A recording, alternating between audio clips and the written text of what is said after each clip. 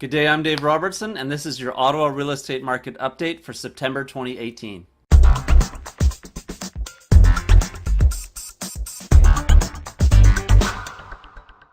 In today's market report, I want to break it down to you what's happening right now in the Ottawa real estate market, and also talk to you about what's coming down the line and how our industry is perhaps evolving and what I'm predicting for maybe 6 to 12 months from now. So let's talk about Ottawa right now. We're still in a somewhat seller's market. Inventory is still pretty low.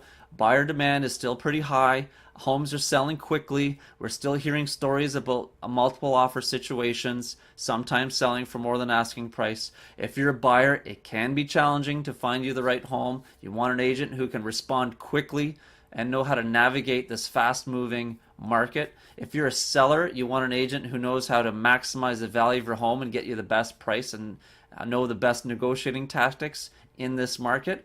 But let's look at some numbers. Last month in August, we sold a total of 1,586 homes on the multiple listing service, which is higher than our last year's number of 1,535 and much higher than a 5-year average of 1,417. So it shows Ottawa, we're still going strong. Lots of transactions taking place. If you look at prices, yes, prices have continued to go up. The average sale price of a residential unit will cost you just under $434,000 and a condo just under $277,000, and that's of course up 3.1% and 2.2% respectively. In this article by the Ottawa Real Estate Board, they go on to talk about how the city continues to expand geographically. We've seen a ton of development happening out in the West End. We've seen the West End appreciate faster than perhaps the East End.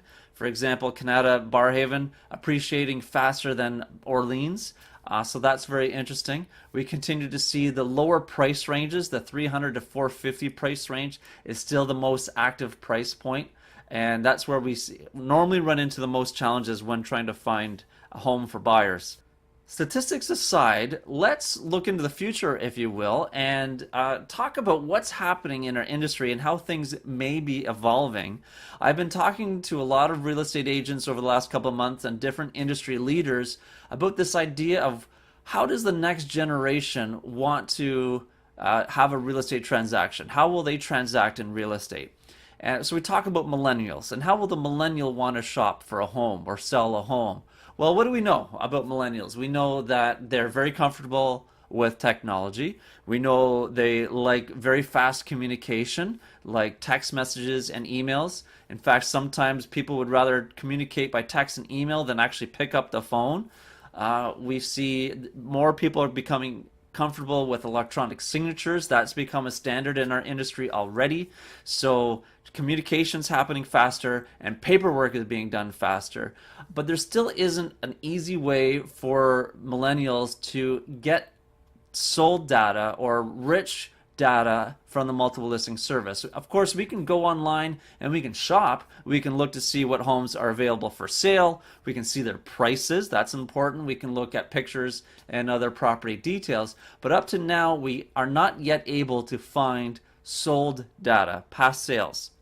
And that's because this data has been protected by real estate board members or by different brokerage markets.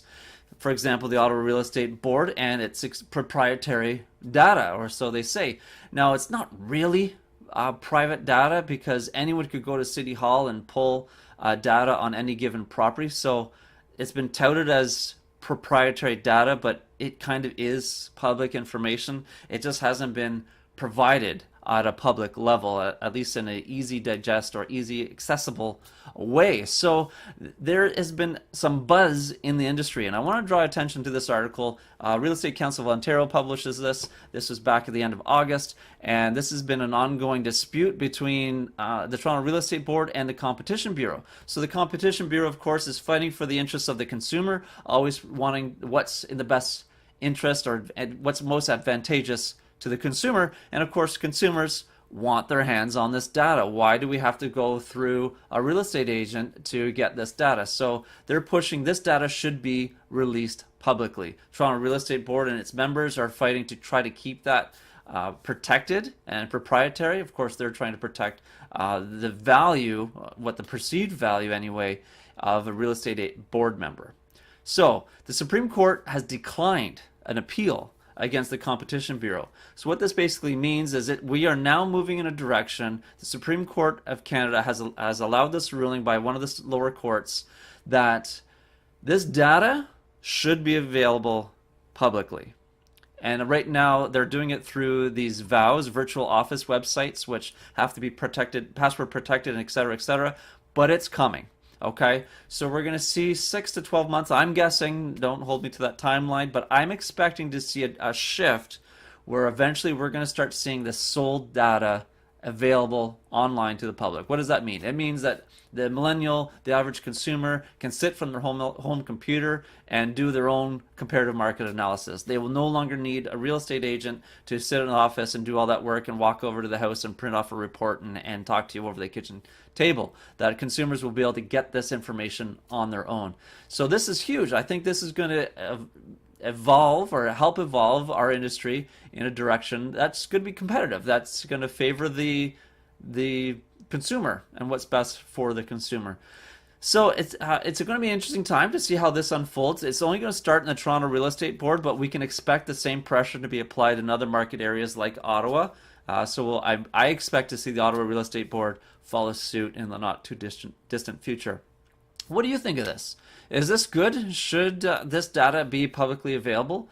Or should this data be protected by real estate agents, by a professional who knows how to interpret it and deliver it at a higher level? I don't know. Let me know what you think. Phone me, text me, put a comment in the video below. I'd love to hear your opinions. So thanks so much, guys. I hope that you appreciated this video. Give it a thumbs up if you thought it added value. Share it with a friend. And until our next time together, I'm Dave Robertson, your real estate professional for life.